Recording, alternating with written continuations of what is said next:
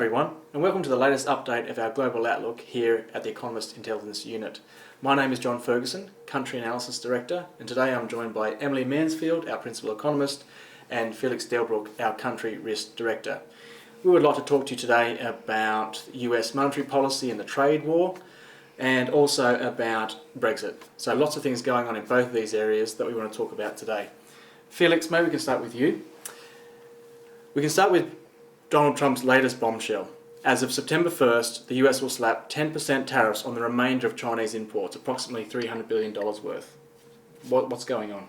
So I think bombshell is the right word here, John.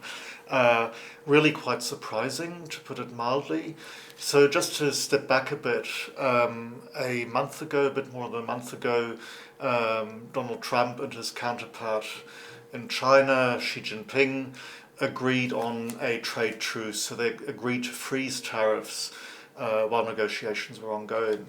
And so far the trade talks, they haven't gone spectacularly well, but they haven't gone disastrously either. So in fact, a few hours before Donald Trump came out with this warning, this tweet, the White House officially put out a statement saying, these talks have been constructive, and in fact the Chinese have recommitted themselves to importing more agri-products from the US and so on.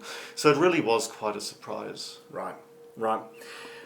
What does this mean for economic growth? And also there's been news about the Federal Reserve and monetary policy. So we've got a lot of trade uncertainty. But what does this mean for economic growth in the US and so our outlook for the Fed? Sure. So I think first of all we need to think what will Donald Trump actually do, because at the moment this is just a threat. Obviously Donald Trump has elevated uncertainty and spreading uncertainty to an art form. Right. But I think there's a few things that we can already say. Okay. So the first one is that whether he intended or not, by making this threat, he's painted himself into a corner a little bit. So he will have to follow through on this. I think if he doesn't want to lose his credibility in these negotiations with the Chinese. So we do think that we'll see these extra tariffs. The question then is, will that lead to further escalation? Will he raise it to 25%, for example? That seems much less likely. So these tariffs, these particular goods, are quite different from the ones that have had tariffs put on them before. So they're consumer goods, they're things like tablets, like iPhones.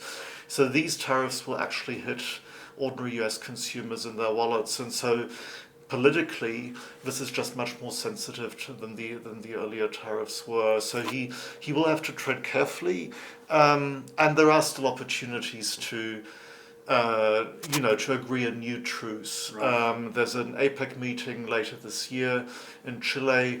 That could be an opportunity for Presidents Trump and Xi to meet again and again to hit the pause button. But of course, the more often you do that and renege, the less credible it gets. Right. I think the key thing to remember here, and we've said this for a long time, is that the ball here really is in Donald Trump's court. Right. The Chinese, it's not in their interest to escalate this. They've always responded proportionately, and we think that they'll keep doing that. But obviously, the more this happens, the risk rises that it does escalate, because this does not build trust, and the relationship could deteriorate further. So the risks are to the downside, but for now we think it's 10% and that's it. Yeah, absolutely. Yeah. Now you asked, what does this mean for the global economy and for the US economy?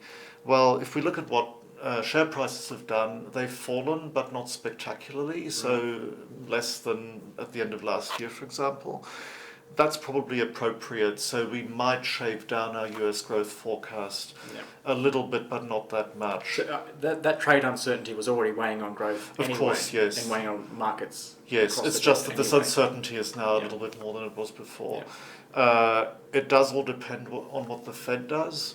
And we've seen some new developments. Absolutely, yes. So in his own way, Jay Powell, the chair of the Fed, has spread uncertainty as well. So the Fed's progressively become more dovish, as we all know, since the start of the year. Mr. Powell's been priming markets for a series of rate cuts. And then in the latest meeting at the end of July, there was a bit of a disconnect between actions and words. So of course they did cut, but he also said, don't expect a long sequence of cuts after What was the phrase? It was something like a mid-cycle. A mid-cycle adjustment, right. yes. So the rhetoric was sort of reined back, and that caught markets by surprise. I don't think it's great communication, especially given where the Fed is. They don't have that much room to cut, but that's what's happened now. So, look, for now, our call is still that we're going to see 2 more cuts, one in December, one in March. Right. But obviously, with this latest development on the trade front, we could see that brought forward to September. But right now, it seems like Mr. Powell's still trying to sell the idea of rate cuts to part of his Federal Open Markets Committee.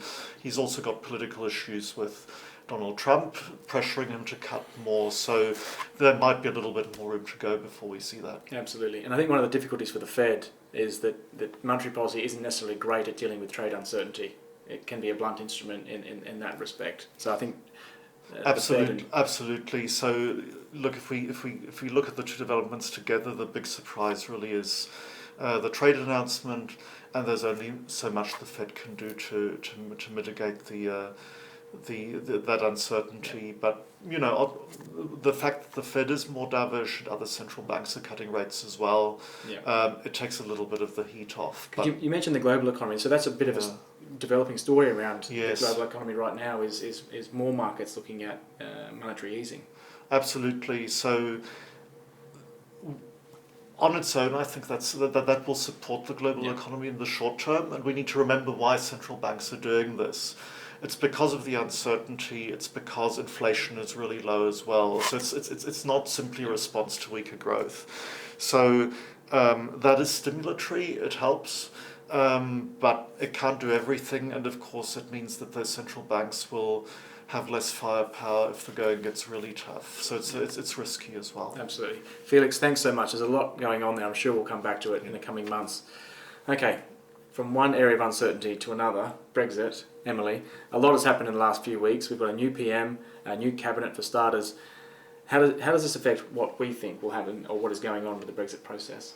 Absolutely. So you're quite right. Quite a lot has changed. On his very first day as Prime Minister, Boris Johnson embarked on this big reshuffle of the cabinet. So he's brought in a much more pro-leave bias to the cabinet. We've got a number of new ministers who would be perfectly comfortable to leave the EU with no deal. And of course the flip side of that is that a number of the more pro-Remain ministers under Theresa May's cabinet are now on the back benches, where they'll have a lot more freedom to rebel against the government. And I think if we combine that with the very, very narrow working majority the government has, it's down to 1 MP after the latest by-election loss this morning, I think that really shows how much difficulty Mr Johnson is going to have in getting his plans through Parliament. Absolutely. And I think the other big thing that we've seen from Mr Johnson since he's taken office is his negotiating stance with the EU, which is very tough.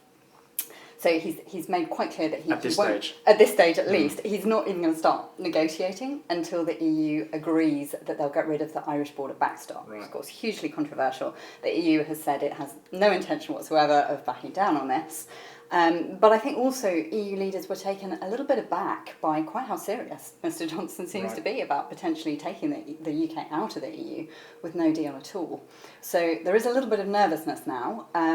Obviously the economic hit to the UK will be a lot greater than to the EU of a no-deal Brexit.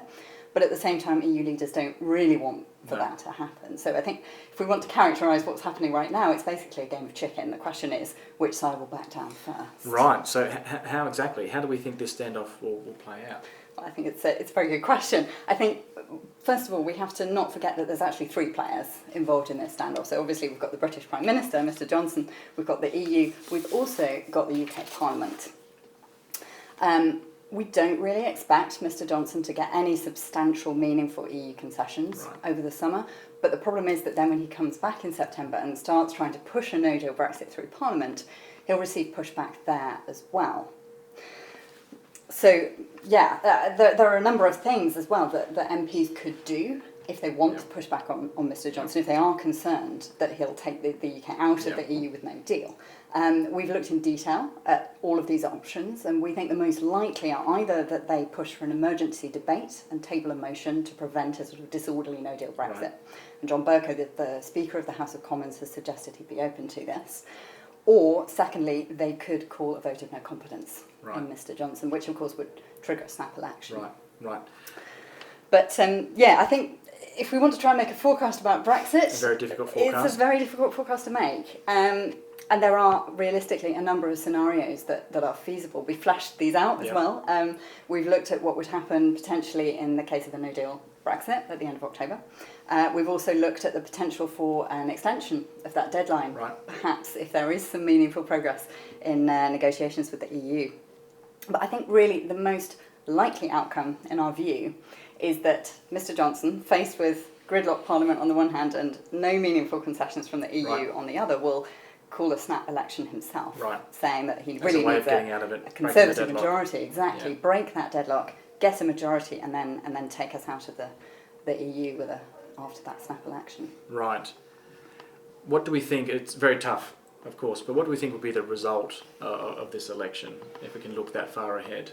I think, to be quite honest, it's next to impossible to predict the result of that election at this point in time. And the reason for that is that voter support in the UK is extremely fragmented right now, unusually fragmented. So obviously, usually we have a two-party system, we have first past the post, everything is expected to work with two major parties. But right now... And when do we think this might happen?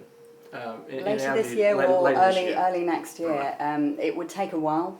We would have to ask for a further extension from the EU, but given the situation, I think they would be willing to grant that. It would have to be like a real election with genuine options for voters, from no Brexit through to no deal. So from the EU's point of view, they don't necessarily want to give an extension, but to possibly give an extension for an election is a slightly different matter. Exactly. And then there would have to be an agreement to abide by the results of that election. I think obviously the election would be fought almost exclusively over Brexit. Very, very polarised. We can see very polarised voter support already. Obviously the Remain vote is split across Labour, the Lib Dems, SNP, the Greens. The Leave vote split across the Conservatives and the Brexit Party. Yeah, absolutely. Exactly.